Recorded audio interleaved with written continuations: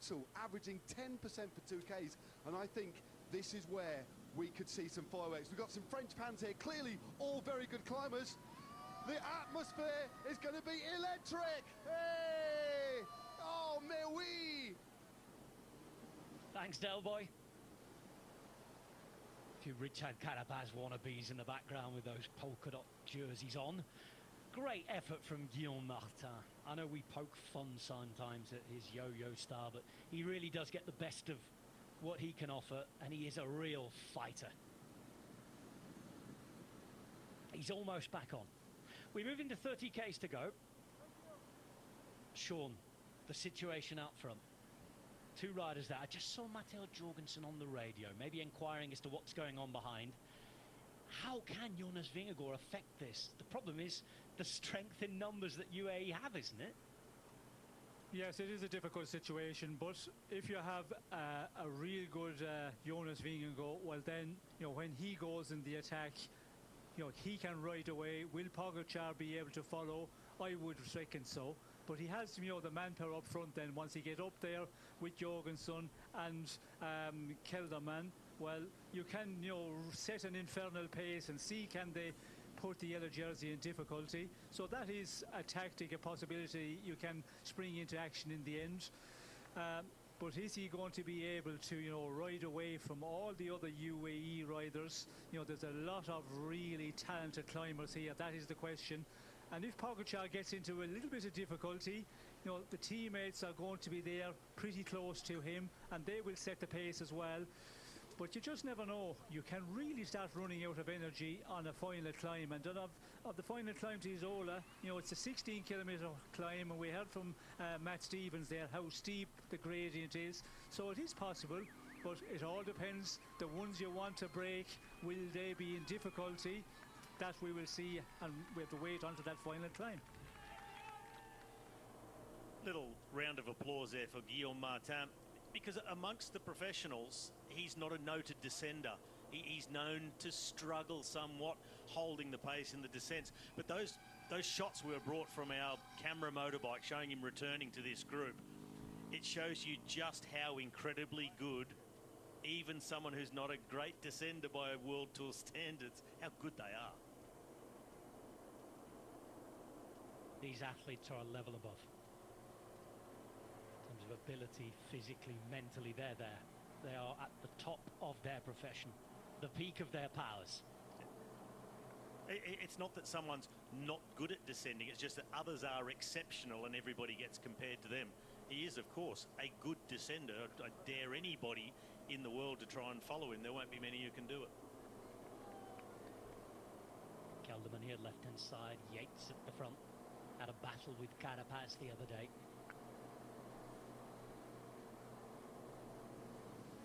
Rodriguez, look at the company he's in here. And saving himself. He's been very quiet, under the radar in this group, and continually swinging across and saying, in you go, I'm going to sit myself on the back. It comes from one of the towns that's called the greenhouse of Europe, El Ejido, where most of the fruit and vegetables are grown for the whole of the continent throughout the winter, as he planted the right seed by just playing around in this group. We will see. From the Almeria region of Andalusia. This is Jorgensen. What a rider he has become in the last year or so. What a job he and his teammate have done today, as there's an issue for Egan Bernal.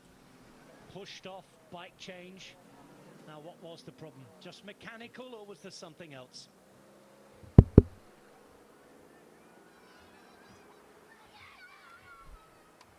Had been in the main group with Rodriguez and De Plus. Former tour winner. I was wondering. For the Spanish challenger. No, it works. Let's try to get back on now. So bike change for Bernal. In the cars, on his way down.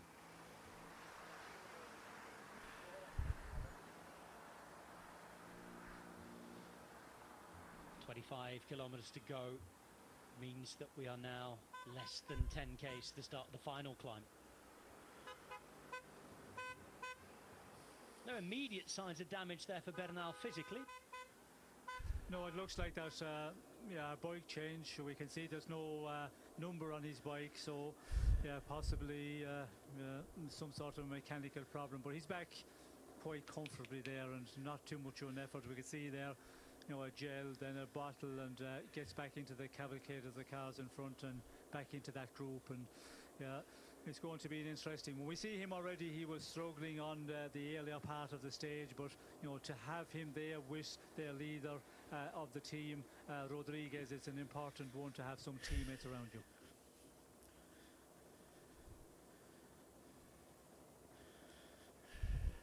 Saint-Étienne-en-Tinée.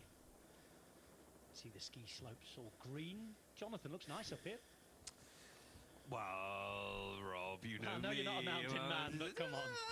Yeah, I mean, it does. Yes, it does. I imagine it covered in snow, and it would look even more picturesque there. I mean, some of the backdrops that we have seen today of the mountains have been absolutely stunning, and yeah, it's quite a lot to take in. This is the largest ski area in the Alpes-Maritimes département.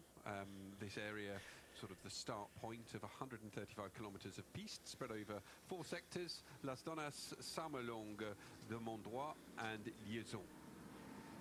Thanks, John. I know it pains you to read stuff about skiing now. Jonathan, in the interests of just opening up on a bit of an inside joke there, has never been a fan of piste or off-piste action. I think he's more of an après-ski man, let's say that. Oh, you don't know what you're missing, or maybe you do, but I loved it. These shots of the mountains are just awe-inspiring, but I also love to see them covered in snow, and I love even more when my snowboard's going across the white stuff at great speed. I will make it. I am going to give it another go. I've only been skiing once, and I just found it. I was in my 20s, and I just got really frustrated by the fact that there were all of these tiny little people whipping around and then they mastering the skill, and I was very bitter about the fact that I hadn't done it at the same age. And then I was suddenly 6'2", slightly mal-coordinated on ski. I found the boots uncomfortable. I just struggled, and I wasn't good at it, and that annoyed me, and so I've never been back. Even worse now, in nearly in your 50s, mate. Yeah, I was going to say, brace yourself, it's going to be even worse. Hey, I tell you what, I got to say, back to the race, I'm really impressed and happy for Egan Bernal. To be in the position he's in now after the struggles from that life-threatening crash that he had. He is really buckled on the bike. When you see shots of him from behind, bent over to the left, one shoulder lower than the other, but the fact that he's still here now, chapeau. Welcome back, everybody. Scene and stage set. They're the actors. Yellow jersey on the back of Tadej Pogačar, and the double, as it stands, is on. We've just seen a mechanical issue for Egan Bernal, former Tour winner. He's back on as well. Bike change very quickly. And look at the ammunition still left for Pogačar.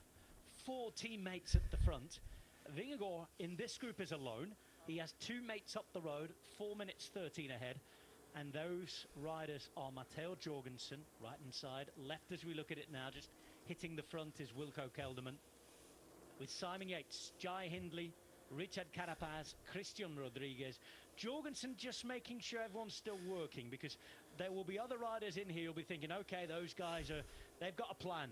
We want to hang on here and win the stage. Let's just keep your eyes on that. By the way, news coming from the finish line from producer Pete, it is raining as well.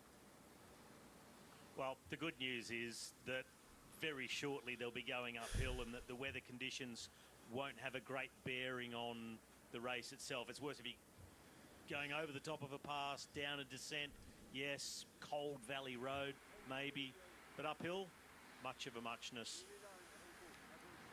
So, just a little bit of information for you guys. Normally in a bike race you have 2 team cars. One team car stays behind the lead group, and then the other team car either goes in the breakaway or it goes behind the last rider on the road in case you have any problems.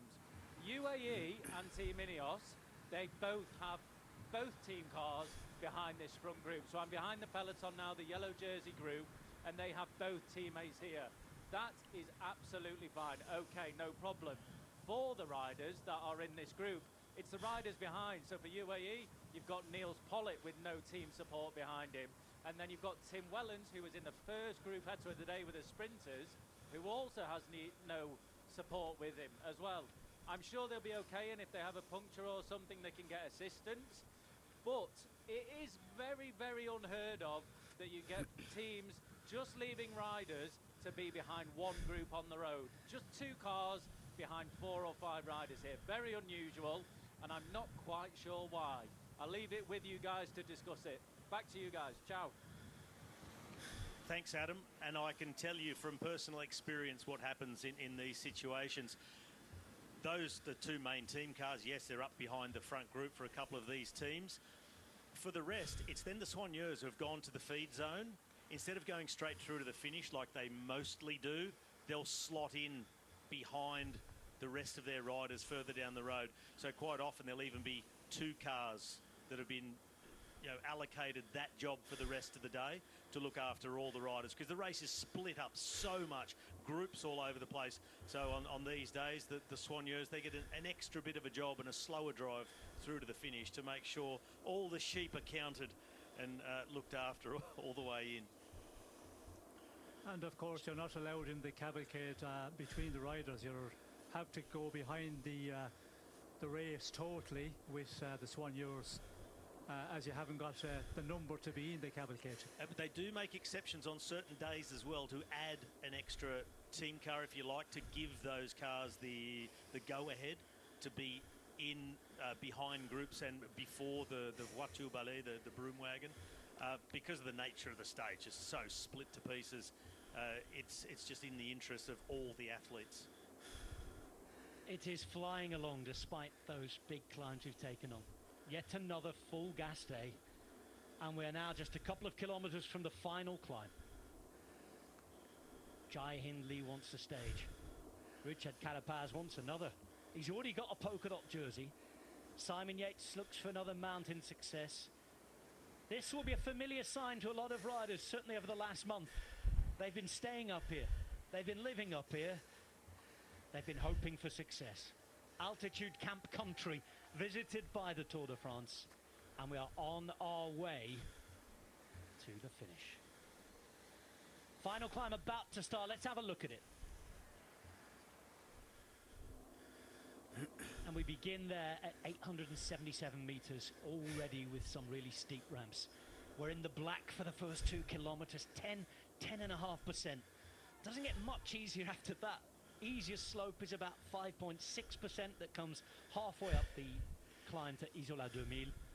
But I repeat, this will have been ridden on repeat by a lot of riders in the peloton.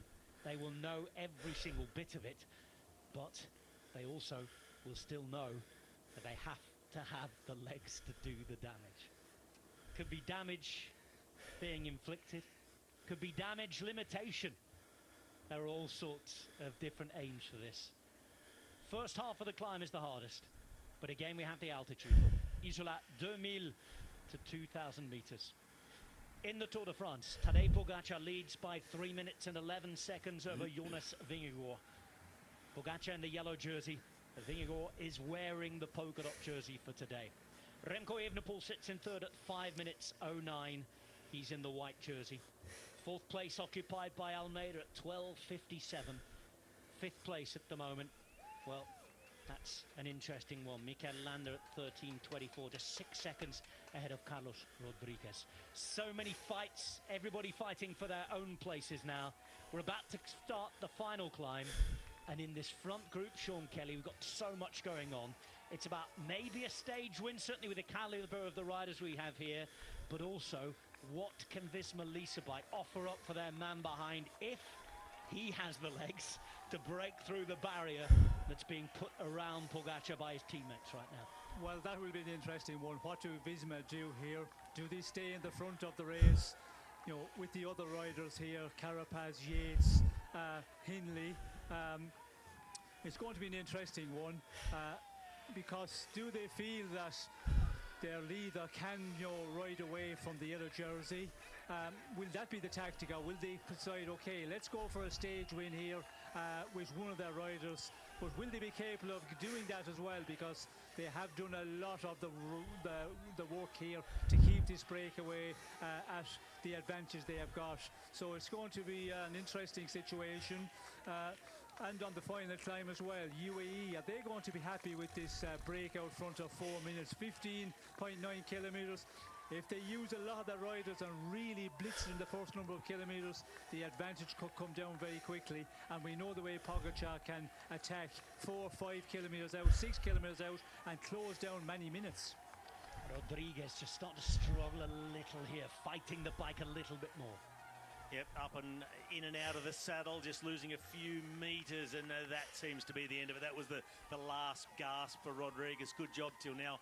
I've got to say, I agree with Sean on the two Visma riders who are up the front. They've done so much of the work to keep this group in front by a decent margin, and 4 minutes, I think, was pretty much accepted among people I've spoken to, ex-pros, current pros. 4 minutes is about the mark, the minimum they would need to stay away to fight it out for the stage victory.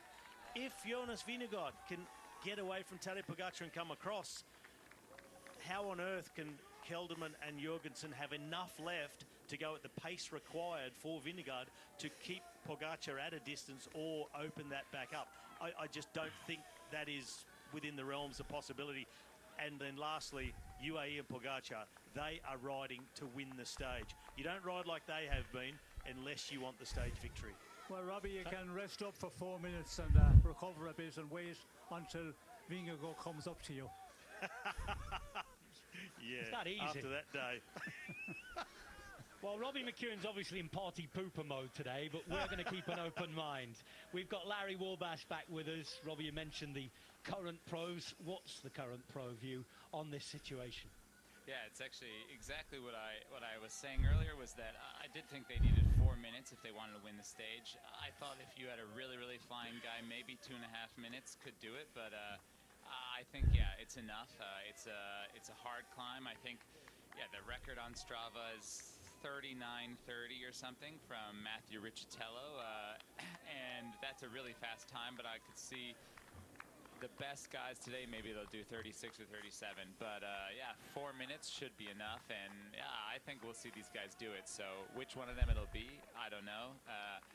I'm gonna be honest, I'm rooting for my homeboy Matteo, you know, a countryman and local resident, but we'll see what happens.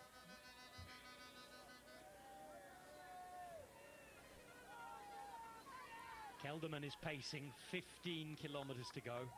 Jorgensen is still with him, his teammate. Jai Hindley's there. Simon Yates is there. Richard Carapaz is there. As well as the two riders from Visma Lease bike, we have 3 Grand Tour winners who are in this front group. We're waiting to see an image behind to see what sort of pace is put on, what the demeanour of the group is. A reminder that there are still 4 riders with Tadej Pogačar. As if on cue, here they are. It's Marc Soler. He means business, and it's that ferocious pace and tempo again, as Pogačar has now moved up in the group and sits with his teammates. 350, it's Soler, it's Yates, it's Almeida, Pogačar. Are we going to see liftoff again? Well, we wait for that signal we saw so often during the Giro d'Italia. Tadej Pogačar on the radio. It became very obvious there in the Giro when Rafael Maker gave the big nod of his head. Mission understood and accepted. A bit more subtle in this race, but when Pogačar reaches for the radio, it's quite often not long thereafter that the pace goes right up. Pavel Sivakov, what a job from him. And they've just taken this on the front foot, UAE, despite everything looking like Visma wanted to smash the race open. They had a big plan. UAE have just taken over and just trying to take by stranglehold. Oh, take a look at this. Wilco Kelderman, Matteo Jorgensen, and the only man able to follow for the moment is Jai Hindley. It's Yates who's going to have to try and close to the back wheel. Then it's Carapaz. That was Marc Soler. This is now Adam Yates. It's game on. 15 seconds have disappeared out of that gap quicker than you can click your fingers. I think it was just a bit of manoeuvring there with Yates and Carapaz rather than being dropped. just making sure that the other one's doing at least as much, if not preferably more than you are. Yeah, I think Carapazzi's a really clever one, and I think maybe he, feigned a bit of weakness just to take that last position. You get to watch all your competitors, see what they're doing, and yeah, you probably have a little bit better draft there. So yeah, I think he's not stupid, and I think he knows exactly what he's doing. Well, it's been an interesting one with Carapaz. He's after been out there in the front of the race for a lot of days here, and I think that is starting to affect. And it will be an interesting one to see who is the strongest out of the breakaway. But you can see immediately Yates here on the front, and there is intent here. The gap coming down. Still that 14 plus kilometers to go here on this really difficult climb. So now is the case. Will the breakaway continue on? Will the Visma boys want to continue on setting this pace? That is the question. In the next 2 or 3 kilometres, we'll see all of that, I think, showing. It's not the tour of brotherly love, is it? Because Simon Yates up the road, Adam Yates is chasing him down. He might not be so popular at the dinner table come Christmas Day. It's coming down. You had a conference there on the radio. Adam Yates, followed by a conversation from Pogacar behind. Vingegaard has moved up in the row. He was sitting around halfway down. He's now right behind Remco Evenepoel. What I just saw from Tadej Pogacar, first there was a communication on the radio, the discussion started, wind the pace up, and then a telltale sign. Tadej Pogacar squirting water out of the bottle, the minimum required to keep on board, get rid of all the other ballast. It's imminent. Larry, it looks like he wants to finish the job here, doesn't it? That's the look here. 100%. I mean, I think he wouldn't have had his teammates riding like this the whole day for nothing. And yeah, I guess it is.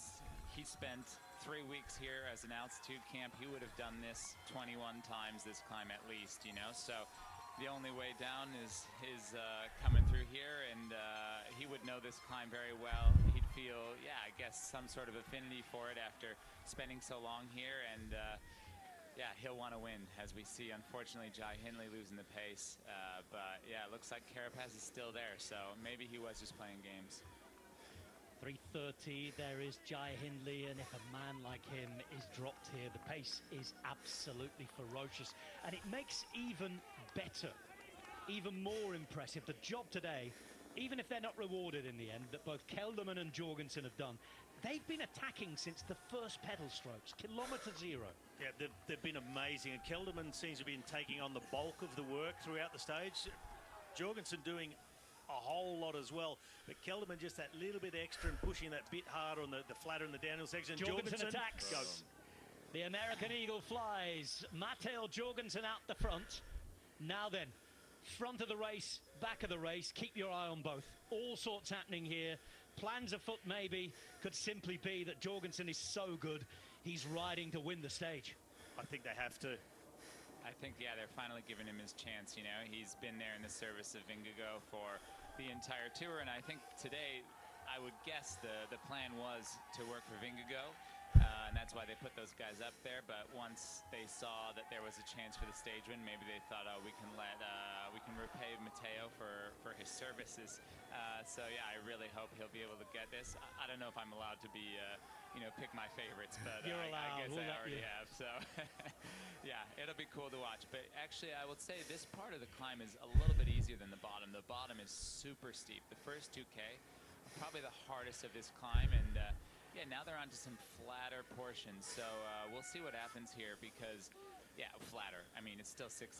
It's not flat at all. Sorry, but yeah. It's a little bit easier than the bottom, and yeah, it's interesting to see, because being alone in the front here, it allows you to ride your own pace. You don't have to follow the others, and you get to sort of choose your own rhythm, which a lot of times it's easier to set the pace yourself than it is to follow the rhythm of the others. So we'll see what happens these next few minutes. Well, I know what you mean, Larry. When you're here training, you feel it's not steep gradient at all, but when you come to the end of a stage, you say, oh my God, this didn't feel like there when I was on a training week, altitude camp for a number of days. It can feel totally different. Yeah, that's for sure. I mean, especially in the third week of a Grand Tour, one of the last stages of the Tour de France, definitely not easy. Main group minus De Plus. He's gone. 3:19, it's still Adam Yates. And this now is Jan Hirt saying goodbye. Mas just loses the wheel as well. Next in line, a bit of victim is Giulio Ciccone. Still there is Buitrago. Derek G continues his wonderful, wonderful Tour de France. Stands to gain again today. Landers there. No chance of him being freed here whilst Remco Evenepoel is riding so well. And it's 3:17. Now then, gentlemen, that move from Matteo Jorgensen, does it change anything for Tadej Pogacar, or do they just carry on with the job at hand here? It means that he's going to have to go probably earlier than he'd like to. The next difficult part of the climb comes with exactly 10 kilometres to go. That's where the gradients kick up again. So Tadej Pogacar will be well aware of who's in the front, what their capabilities are, and they'll now know that Matteo Jorgensen has gone for it. He's going for home, 12.5 kilometres to go. So he needs to keep that in mind. They're not just chasing a group of sort of riders who are really fading. He's a high-quality rider. He won Paris-Nice. So I think he's going to have to light things up from 10 kilometres to go, and the gradients through that section from 10k to go, 10%, 9.5%. They go on for a good 2 kilometres at those sort of gradients. Kelderman's riding well here, isn't he? He's right on the wheel of Carapaz. Yeah, it's actually the perfect scenario for Visma because, yeah, it might actually disturb Carapaz a little bit to have someone sitting on his wheel knowing that he's just there, yeah, profiting off of his tempo. So I think it's actually the perfect situation for them. And, yeah, it's going to be a good one to watch. Well, it's going to be an interesting one. Carapaz, as I mentioned, he is going to pay for the efforts the last number of days, and you know, normally a Carapaz in his best form, he would be much more performant, I think, and able to match Jorgensen for quite a long time. And considering what Jorgensen have done today, you know, they have been putting in a lot of the graft work here, and yeah, it's going to be just a drag race all the way up here, and Carapaz is just going to continue on setting that pace and see can he claw his way back. But here we can see the damage is doing, and they're still, you know, quite a bit down the road, because 11.8 for the leaders, who are 3:15 up the road. So you know, we can see here the general classification now, the top 10 places, they're starting to play out. And on that front, Derek G stands to move up to 8th because Ciccone has been dropped. There wasn't too much between them at the start of the day as Enric Mas fights for every wheel. Oh, hello, hello, the first big victim. Carlos Rodriguez, 6th. He's got a nice buffer a little bit further down, but Carlos Rodriguez is starting to suffer, and it's not a good day for the Ineos Grenadiers. No, it's not. Rodriguez, he started the day 4:45 in front of Derek G. So I think that G could pass Ciccone, yes. Adam Yates could lose enough compared to G if he's forced to do a lot more work, put himself into the red zone and really blow. In the last few days, Adam Yates has actually been struggling out on the road. We don't know if there's been a bit of illness or just a bit off, the fatigue getting to him maybe, but he hasn't been quite the Adam Yates that we're used to seeing. That also might explain how the gap is really not tumbling at the moment to Matteo Jorgensen off the front, who's now pushing away from the rest, out to 22 seconds. The important part for Jorgensen with his attack, he made that acceleration. That hurts. That puts you in the red zone. But if you can hang on to that gap while the others are trying to just tempo their way back across to you, you bring yourself back under control, settle into a tempo, and now he's just easing away from them. 3:16 is the gap. Pogacar decked out in yellow and ready to go. Hair tufts on show, pedals away. Buitrago stands to move up here. He's in 10th position and surviving. Adam Yates imposing the rhythm, but just as I mentioned, Buitrago, he loses the wheel. Derek G behind him is the one who's going to have to make the effort if he's to be able to do that. That's exactly what he's trying to do, the Canadian. Buitrago going backwards.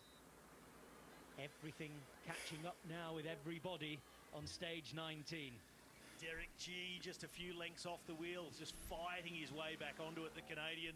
Mikko Landa, just a few little pained expressions on his face now. The domestic deluxe for Remco Evenepoel. And a question for UAE is, how much do they sacrifice Joao Almeida? Do they put him on the front to try and wind this back in to set up the Pogacar attack? And then the possibility of Landa leapfrogging him from 5th to 4th on GC.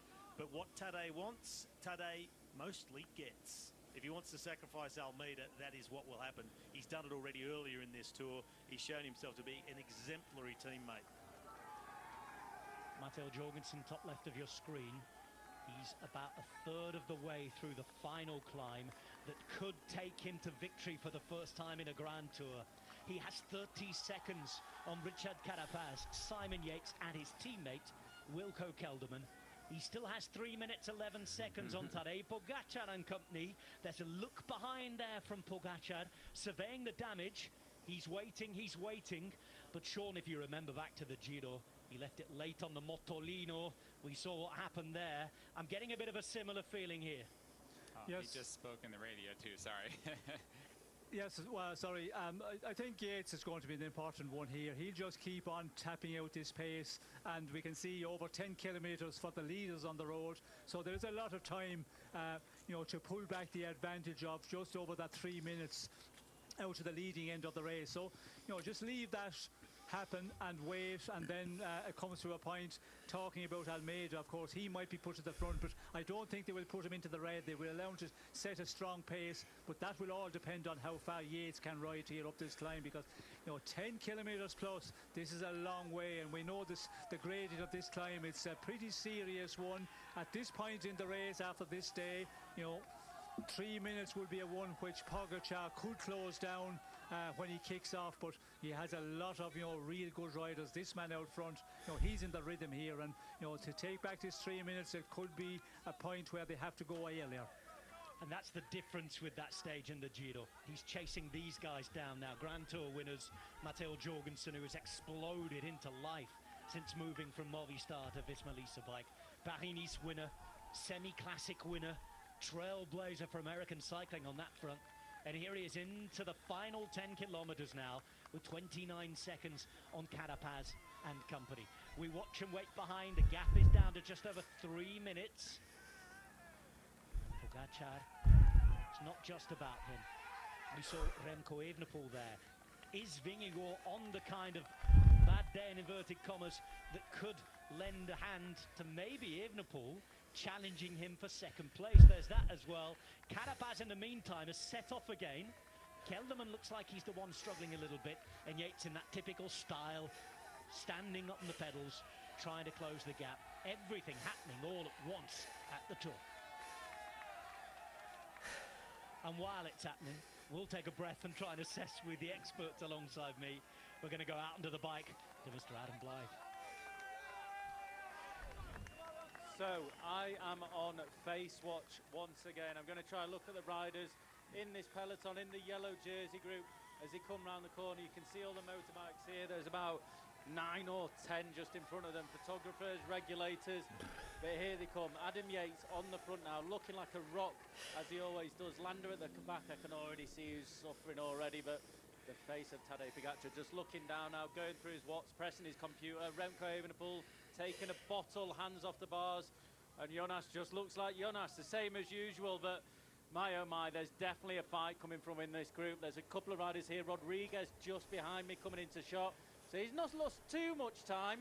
I'm going to say about 15-20 seconds now behind, so he might just be settling into his rhythm and trying to minimise those losses. This is going to be a fantastic final. I'll leave it back to you. Ciao. Thanks, Adam. 20 seconds now. Carapaz is looking good, Robbie. Carapaz, he's a climber who rides in fits and spurts. When he feels good, he's up and out of the saddle, makes acceleration, settles back down. So his speed really fluctuates on a climb compared to a Matteo Jorgensen, who he's made that one acceleration to get clear of the rest, and then it's time trial mode. The watts don't change, the style of riding barely change. Simon Yates he looked to slowly be clawing his way back to the wheel of Richard Carapaz, and Jorgensen, he is on the verge now, if he can keep this pace up, of riding himself into the top 10 on GC in this Tour de France. What a sensational race he's having. Absolutely, and you know, it's funny, you were talking a little bit about, you know, his evolution going from Movistar to Jumbo. And yeah, you know, I mean, the thing is, a lot of people thought he made a huge mistake there last year. They thought, oh, you know, he needs to go somewhere where he can be the leader. And, well, I mean, he did get the chance a lot more this year than I think a lot of people expected. But, you know, I think he's just showing time and time again that he made the best decision that he could, you know. And I know he could have gotten more money to go elsewhere, but he decided he wanted to go to Jumbo. He wanted to go to a place where he thought that he really could get the most out of himself as a rider. And yeah, clearly that choice has paid off, and I hope for him that it really pays off today with a beautiful stage win. Seeds. Come on, Derek. There's your moment. You hang tough. Come on, Derek. You hang tough now. Come on. Derek, you hang. Here we go. Here we go. Here we go. From Pantani to Pogacar, it's time now to finish the job and do the double. Evenepoel's the man to try and close down, but he's got 5 or 6 wheels to go. 8.7 kilometers to go at the front of the race. This is a kilometer and a bit further back down the mountain. And as we watch this, we look at it. They went into the tunnel almost equal. They're going to come out of the tunnel with daylight between Tadej Pogacar, Remco Evenepoel and Jonas Vingegaard. This is the section of the climb where we said that Tadej Pogacar would have to make his move. It got steeper from 10 kilometres to go, so they've come through that zone. Gradients 10%, 9, 9.5, so really steeper sections.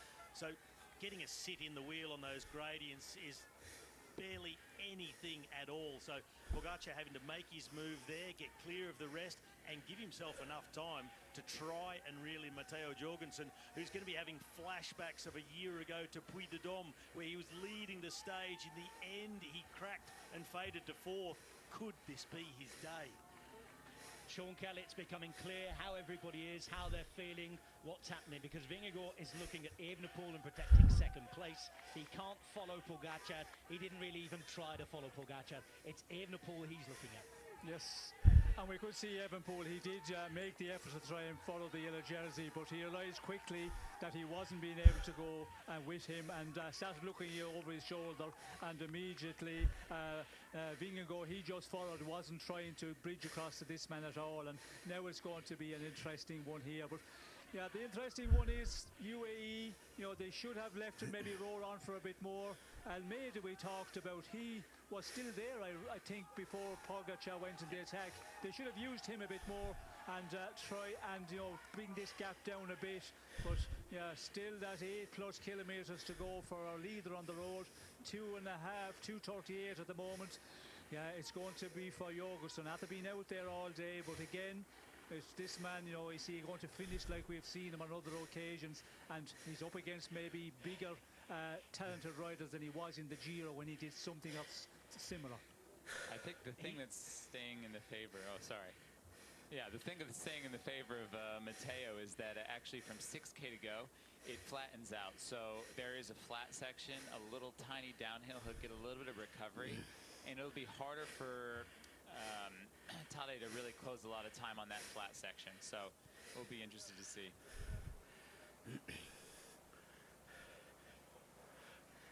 Half a minute has already gone the way of Tadej Pogacar in just a few furious pedal strokes. Matteo Jorgensen's up the road. He's been riding like a hero. He's actually beating his big rivals at the top of the race on the road. He's now 35 seconds in front of him, but his big problem is coming in the shape of the man in the yellow jersey. 3 stage wins in already, and today Pogacar is on a mission again today.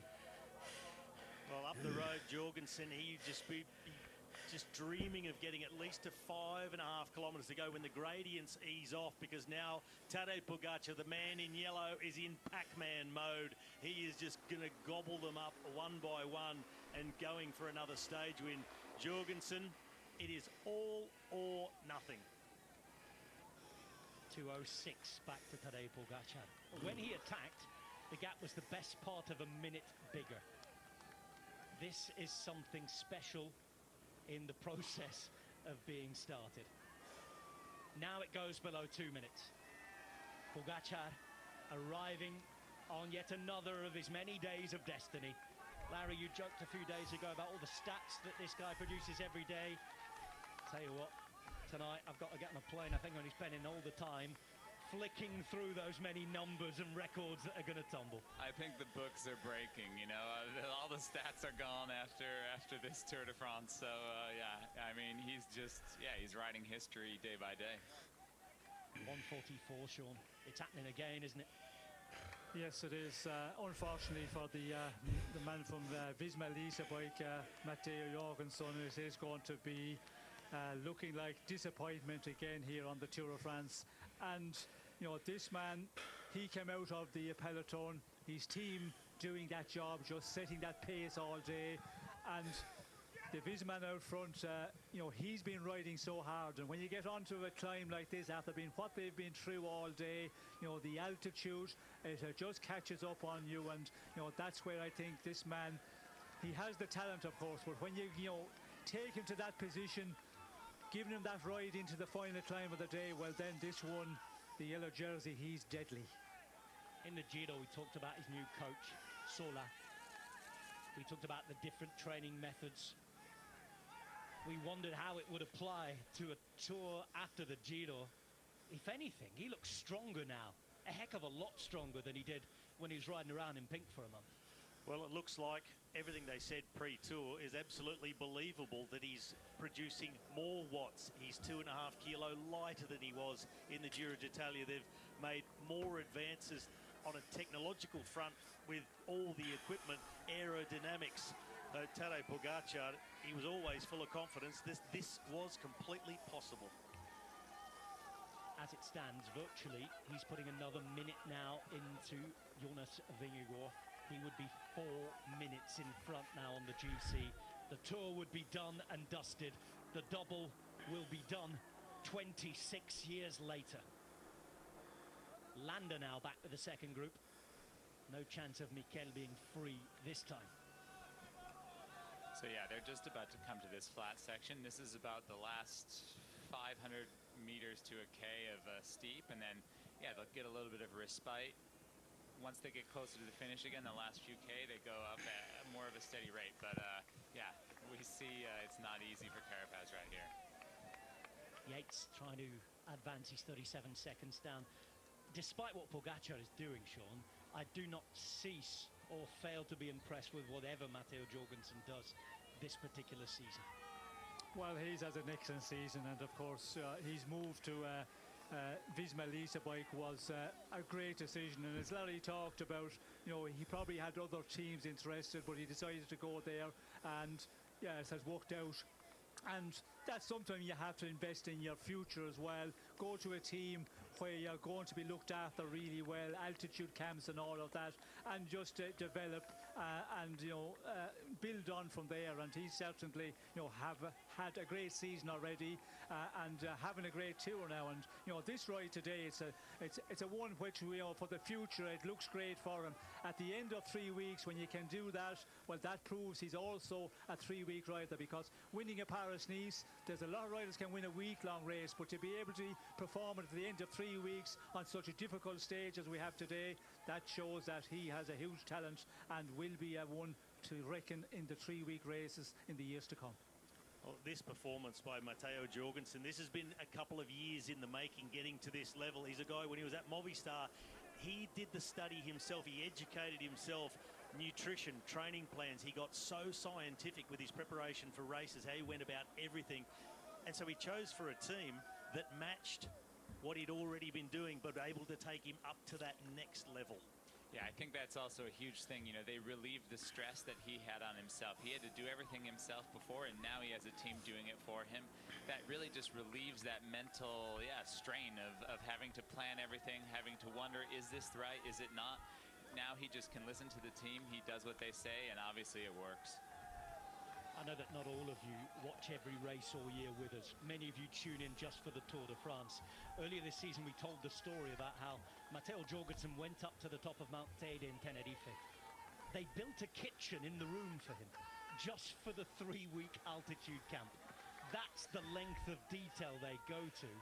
That is how they support their riders. Jorgensen reaping the benefits of this. He's still 26 seconds in front of Yates, who's advancing, but look at that number 4 on the top. Look at that time gap disappearing. every word I utter. A second disappears, Sean. 108 now to Tadej Pogacar. Yes, well, and you look at, 5 kilometres here for Jorgensen.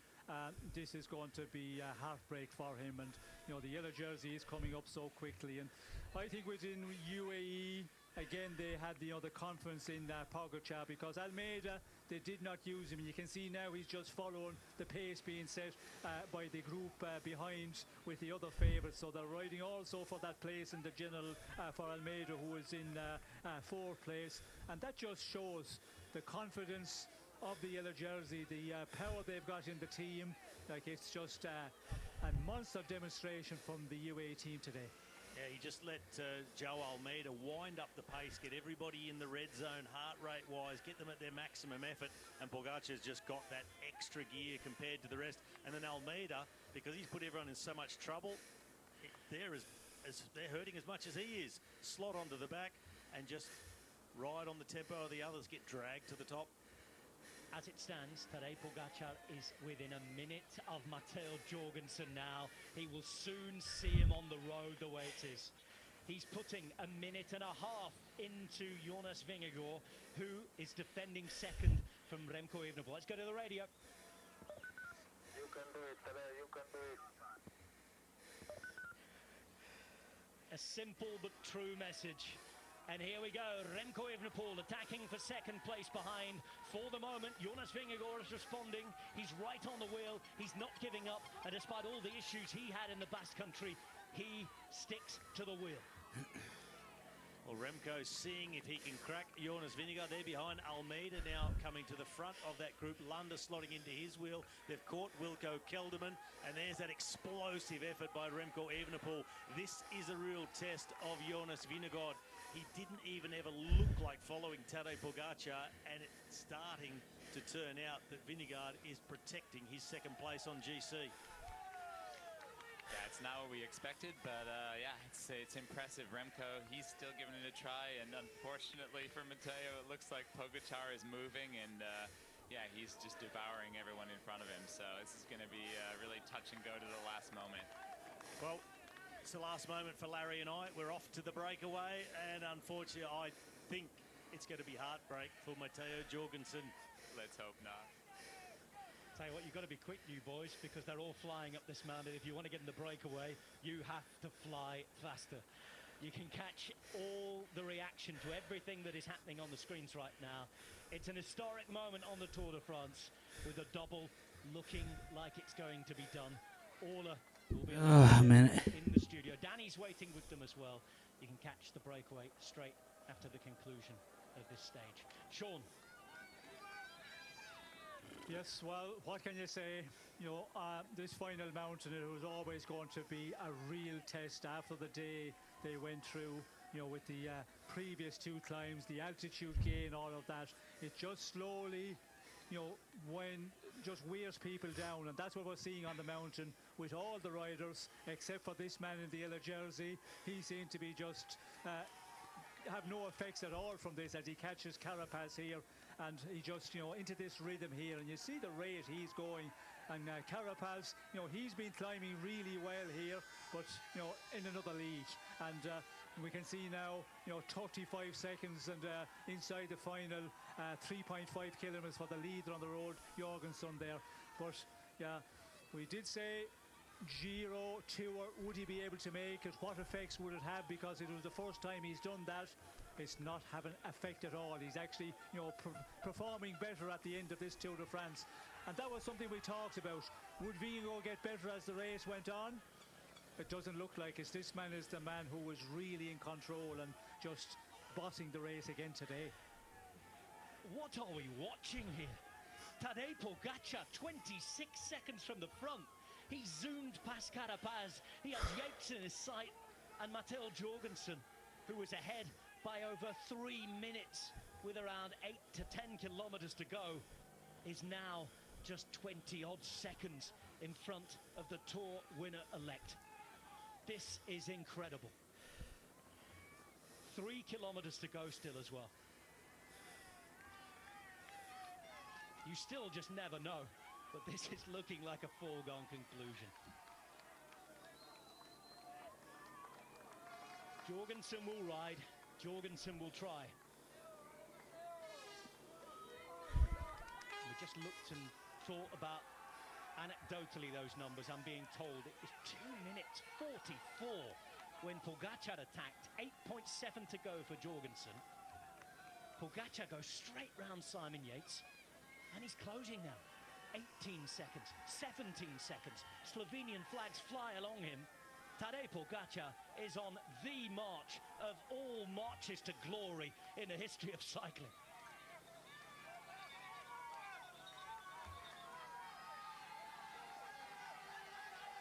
And look at that, he just rides Yates off the wheel. Well, that's what happens, Rob, when you're at the end of your power, end of your energies. You know, a rider comes up and he's going that bit faster. You go in the wheel in your last 50 metres, maybe 75 metres, and then you just cannot just stay there anymore. And, you know, everybody is on the limit here. And unfortunately, you know, Pogačar, that pace he's going, it's the limits for a lot of riders kicks in very quickly. As we can see, he's just the hairpin as he came around there behind the man here, 15 seconds back to Pogačar at the moment. And yeah, it's another demonstration in these final kilometres here as he comes up to catch Jorgensen, and another stage victory. But you know, this is what you have to do as a yellow jersey. If you have got the form Pogačar have got, and after the past 2 years, he wants to prove I'm the best here, and on the big stage I want to win the monument stage. And you know, with the yellow jersey on your shoulders, that is the way to do it. And you know, he has went through 2 difficult years, so he wants to show I'm back, I'm the man, and that's what he's doing here on the road today. What style, what power, what a demonstration. There's a sea of Slovenian flags high in the mountains in the Tour. They're heading up to 2,000 metres again. And now there's just 65 metres on the road between Jorgensen and Pogačar.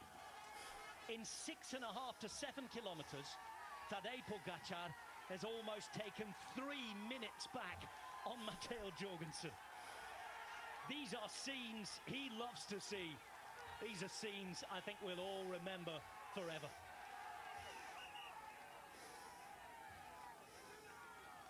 It's been a battling, brave performance from Mateo Jorgensen. He set off today working for his teammate. 3 riders were up the road in the very first pedal strokes.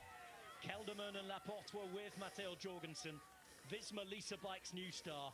But now he's caught by Pogačar. He's passed by Pogačar.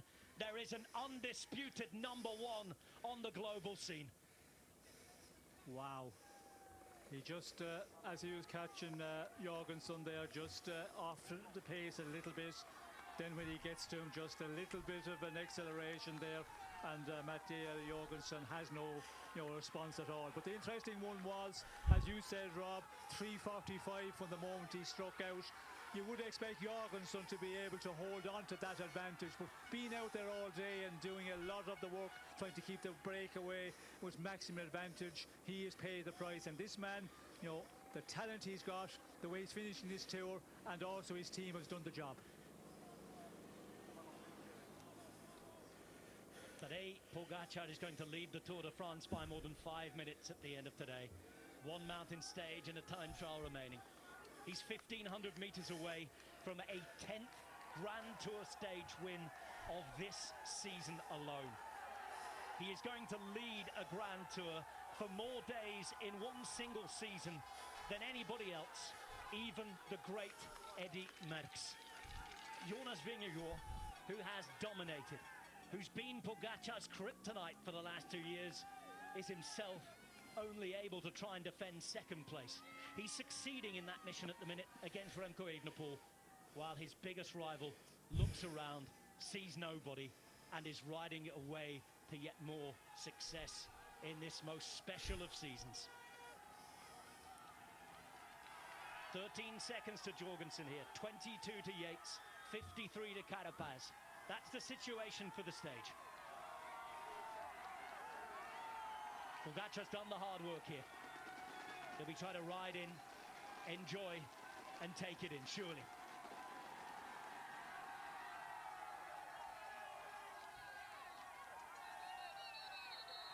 final kilometre for Tadej Pogacar. Not all of those supporters follow him. We saw the Danish flags. We have the American flags here for Matteo Jorgensen. But every single cycling supporter will marvel, will appreciate, will be absolutely stunned by what they are seeing yet again. It's going to be an 81st career win, a 15th Tour stage win, a 10th Grand Tour stage win of this season.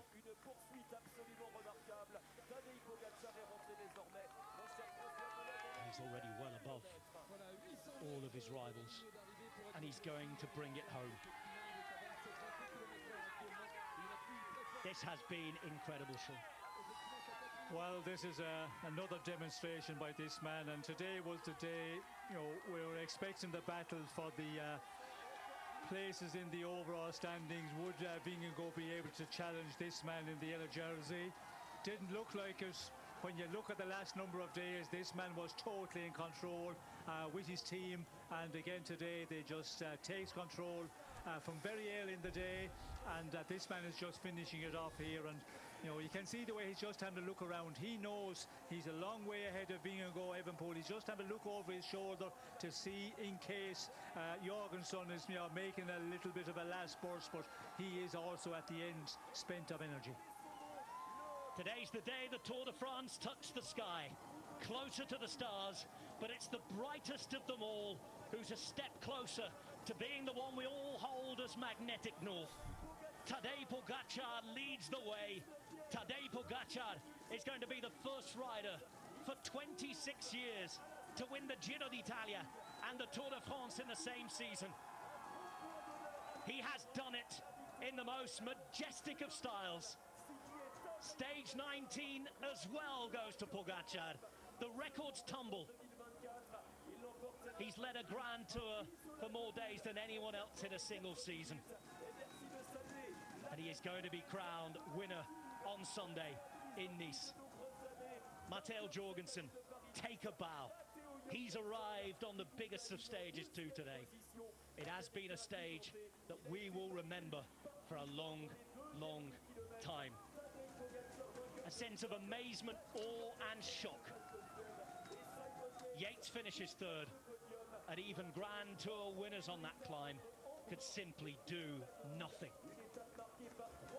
What have we just watched?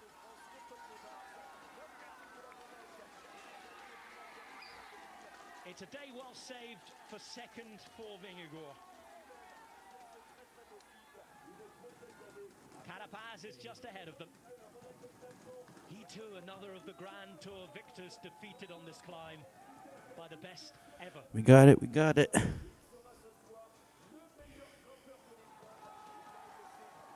It was clear when Jorgensen attacked for the win, Sean, and then when Vingegaard only followed Evenepoel, we knew how the legs were for the Dane. But he's defended well here, and Evenepoel, despite trying, isn't going to be able to move up today, at least, into second.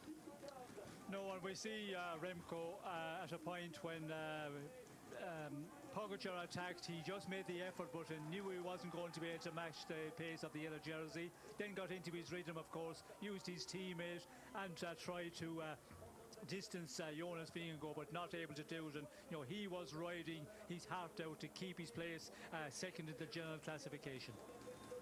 Almeida, Landa, support actors.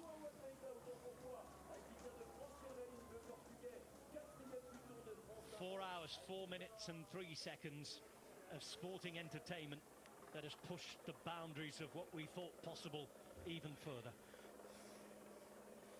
No wonder he's pumped up. Crummy day. What can you do? They have been through. After all that pain, worry. The glory goes elsewhere, but Jonas Vingegaard... What can you do? ...has held on for small victories of his own today. No wonder his family are happy to see him.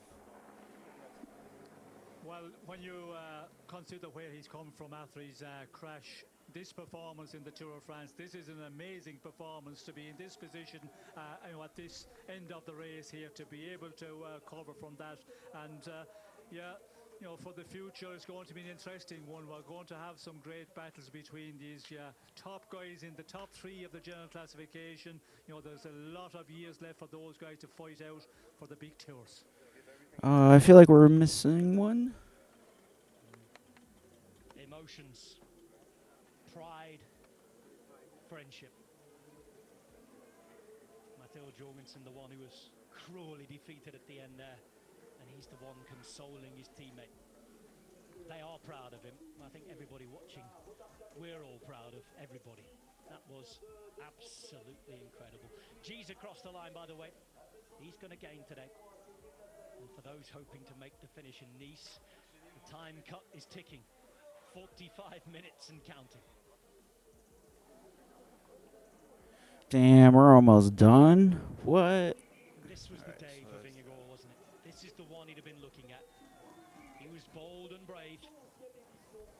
Sent his team to work. And in the end, all the emotion has poured out.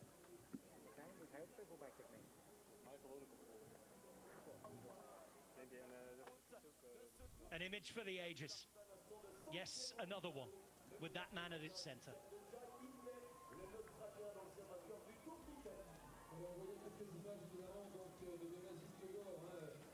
The winner, the entertainer, the unique Tadej Pogačar.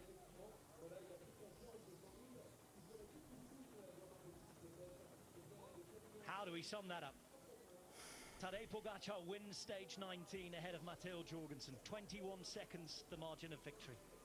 Closing almost 3 minutes in the last 9Ks. Yates is third on the day. Evenepoel and Vingegaard, they're unchanged on the GC. Pogačar, winner-elect.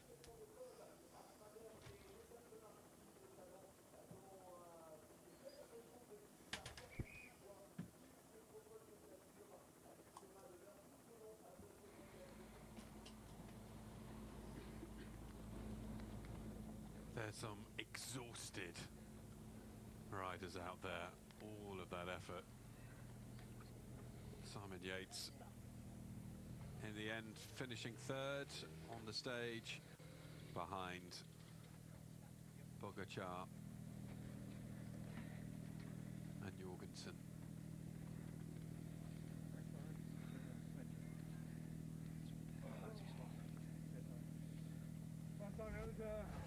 An incredible, incredible stage of superb ride by yourself. Was it always the plan for Tadej to attack when he did with about 8.5 Ks to go? Well, that was the plan. We know it was the steepest